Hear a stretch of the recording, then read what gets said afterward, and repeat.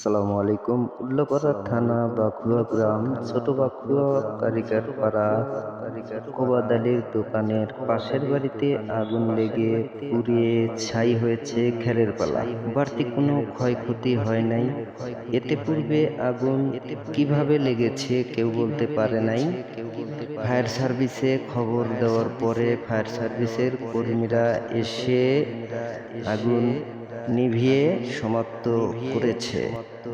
এতে পূর্বে মানুষের মুখে জানা গিয়েছে যে আগুনটি লেগেছিল বিকেল ৫টার দিক।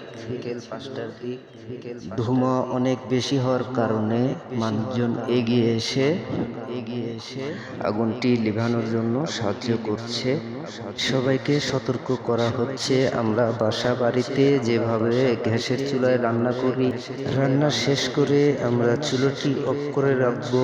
আশেপাশে ময়লা আবর্জনা যত যাই থাকুক সেগুলো পরিষ্কার করে রাখবো। গ্যাস লাইট, ম্যাচ লাইট যাই থাকুক সেগুলো আড়ালে রাখবো, পোলাপানের হাতে যেন না পড়ে।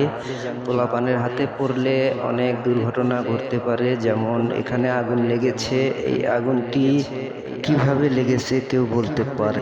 আমরা সবাই সচেতন থাকবো এই ধরনের দুর্ঘটনা যেন না হয়। বেশি বেশি নিজের খেয়াল রাখবেন, পোলাপানদের খেয়াল রাখবেন, ছেলে মেয়েদের স্কুলে পাঠাইবেন, সুশিক্ষিত হিসেবে গড়ে তুলবেন। এটাই আশা করে আজকের মতো এখানেই বিদায় নিচ্ছি। সবাই ভালো থাকবেন, সুস্থ থাকবেন, এই কামনায় আমি আজকের মতো এখানেই বিদায় নিচ্ছি।